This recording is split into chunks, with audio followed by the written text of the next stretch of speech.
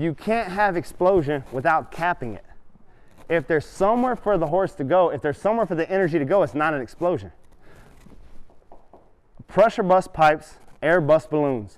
No matter how tight that balloon is, no matter how close it is to popping, if you can use your little tiger teeth and get the knot out, it's not gonna explode. It's gonna redirect, it's gonna go somewhere versus popping. That right there, we had a pop because I shut down the forward and said, hey, let's scoot over. Trying to give an example of what side passing and where your legs are. Are you with me?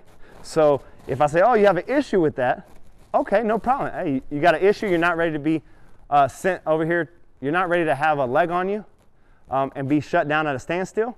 I will simply use one rein, get you going somewhere, and then show you what that leg means.